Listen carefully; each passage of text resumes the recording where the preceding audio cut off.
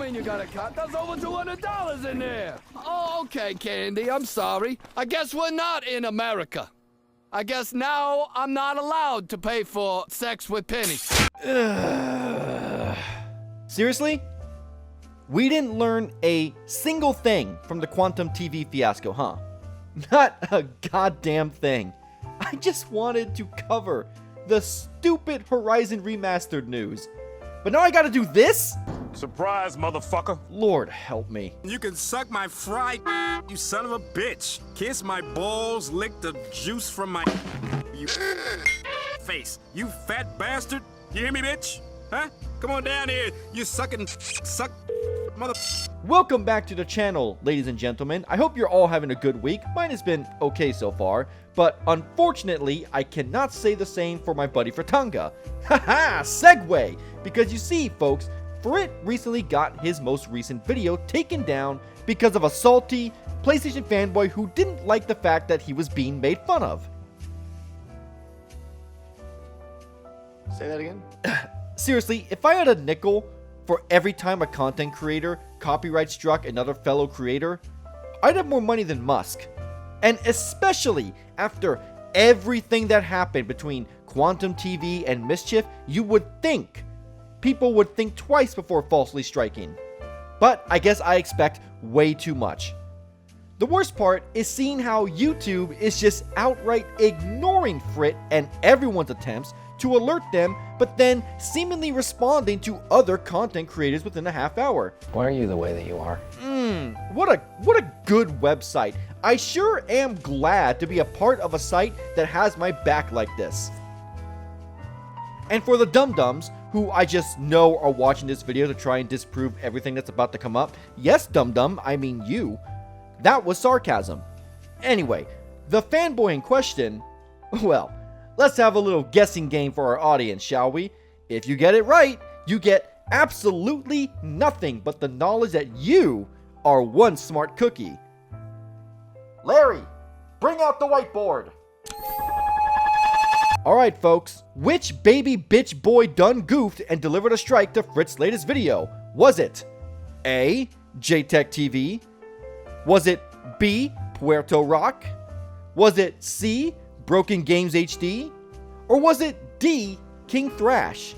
I'll give you a few moments to take your guess.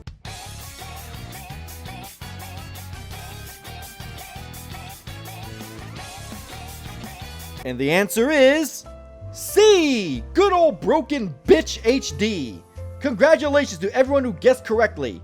Not happy with the way Frit made fun of him, he decided in his infinite wisdom to channel his inner spirit animal, which is apparently Quantum TV, and copyright strike Frit's video, thereby getting it taken down.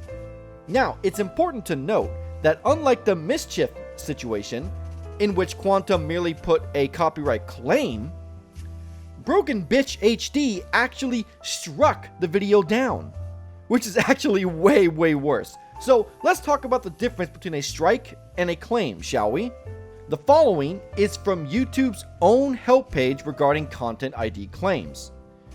A Content ID claim is automatically generated when an uploaded video matches another video or segment of a video in YouTube's Content ID system. Depending on the copyright owner's Content ID settings, the Content ID claims can block a video from being viewed, monetize the video by running ads on it, sometimes sharing revenue with the uploader, or track the video's viewership statistics. Any of these actions can be geography specific. For example, a video with a Content ID claim can be monetized in one country/region and blocked or tracked in a different country/region. Keep in mind, when a claimed video is tracked or monetized, it stays viewable on YouTube with the active Content ID claim on it. Usually, copyright owners choose to track or monetize videos, not block them. Content ID claims are different from copyright removal requests and copyright strikes. Content ID affects videos, but usually doesn't impact your channel or account.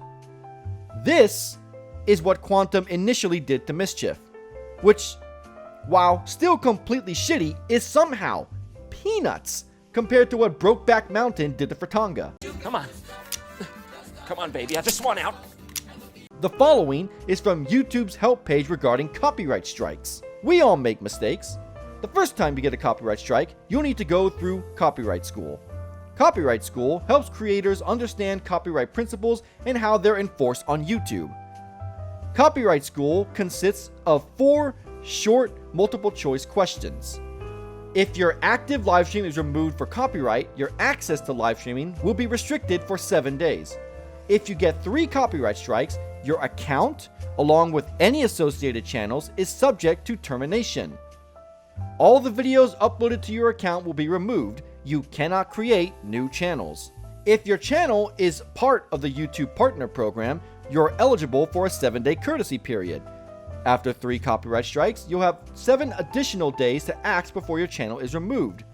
During this period, your copyright strikes won't expire and you can't upload new videos. Your channel will remain live and you can access it to seek a resolution for your strikes. If you submit enough counter notifications to bring your strike count under 3, and those counter notifications are forwarded to the claimant, your channel's removal will be on hold until the final outcome of the counter notifications, and your uploadability will be restored.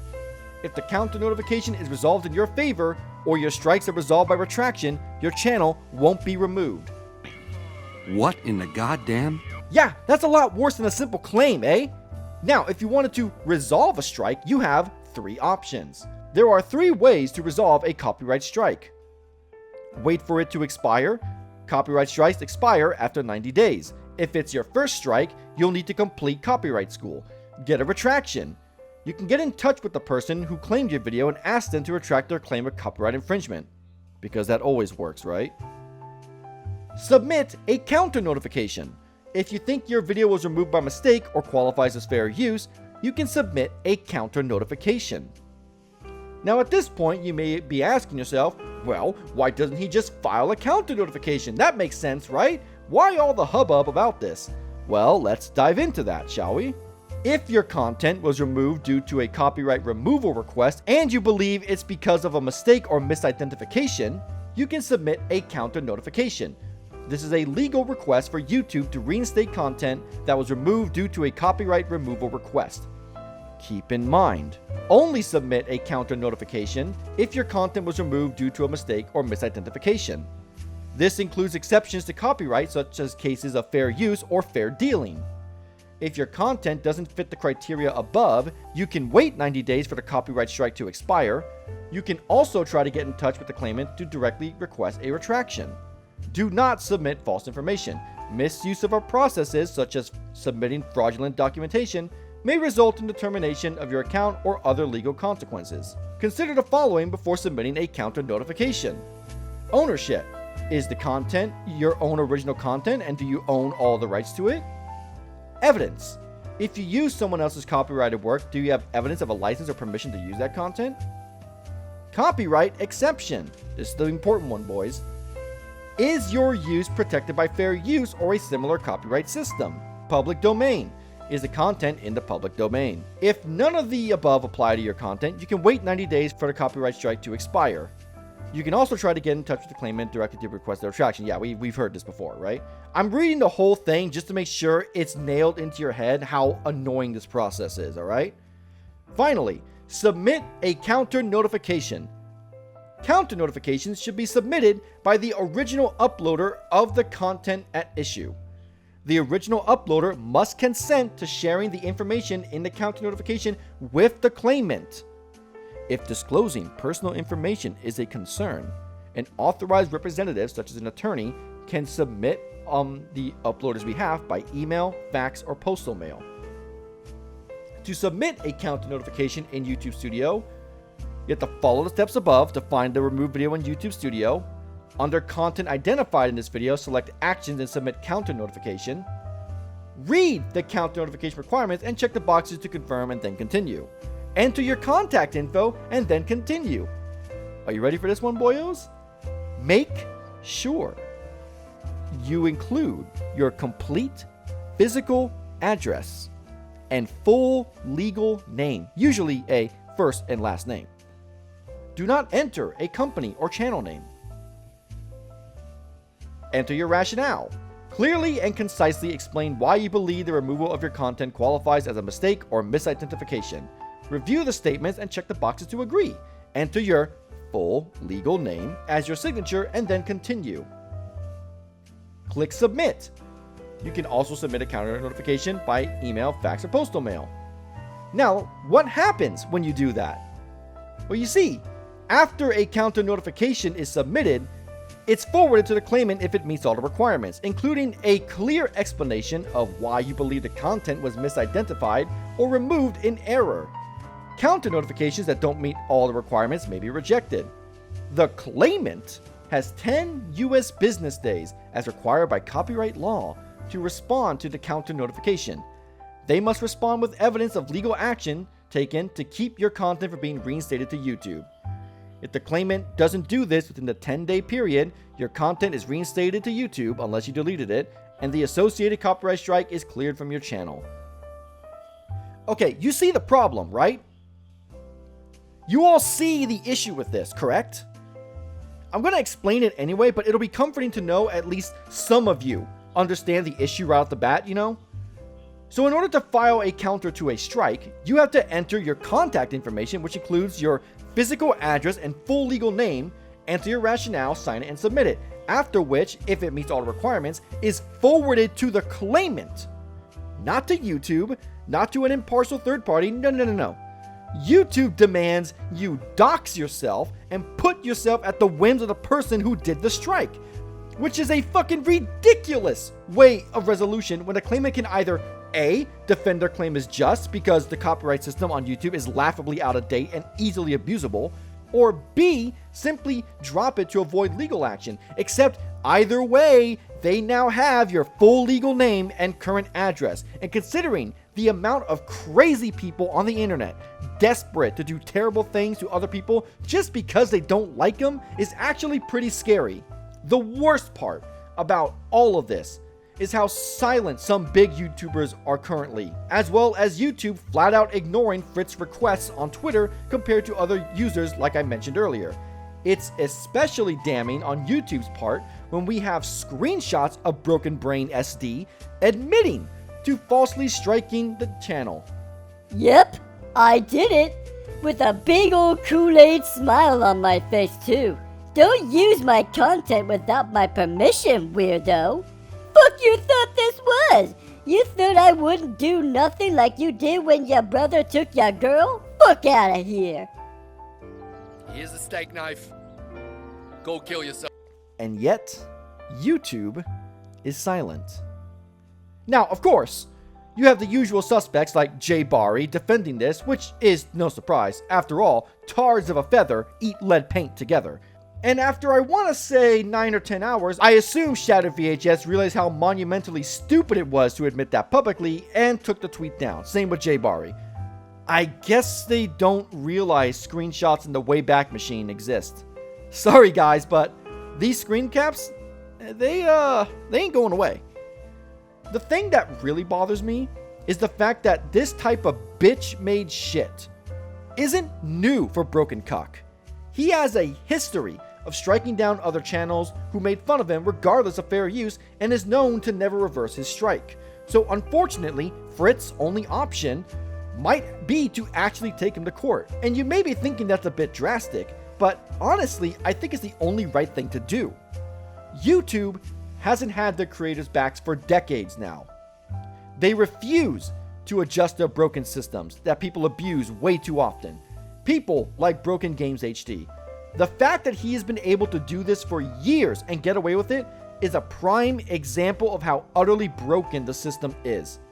Under YouTube's own fair use guidelines and copyright law, Baby Bitch AD had no legal grounds to strike Frit's video. The video was transformative, and yet he's allowed to strike it because, he used my content. There is an unspoken rule between actual content creators on this platform, and it's simply, don't strike another channel unless it's just re-uploading your stuff unedited and untransformed. The worst part is the longer YouTube ignores this, the more dangerous a precedent this is going to set. Even for people like BG, although I don't think he's smart enough to realize, because how long until all the clips, me, Fritanga, Alex, yes, even you, BG, causes our videos to get struck. Hell, that already happens with some major companies. How can we expect major companies like Disney, Warner Brothers, Activision, etc. to stop falsely striking transformative content if the platform's own creators are seemingly okay with it?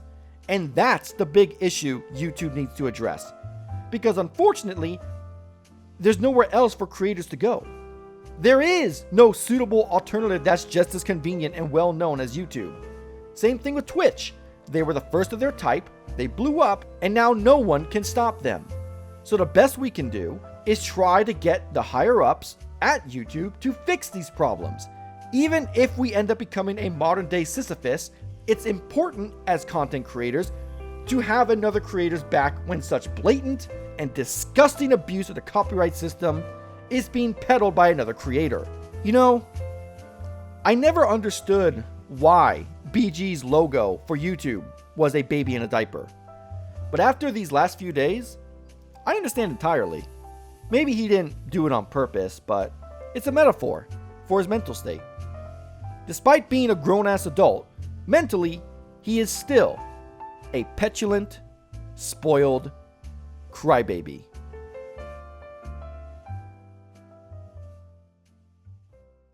That's going to be it for today's video, folks. Thank you all for tuning in. As always, if you enjoyed the video, like, comment, or subscribe if you feel so inclined.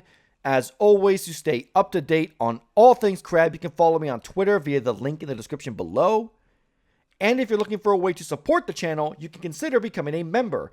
For just 99 cents a month, you get access to the community Discord, the Crab Shack. Once you're in for good. As well as emotes you can harass me with live on streams. But with all that out of the way, I will see you guys in the next video.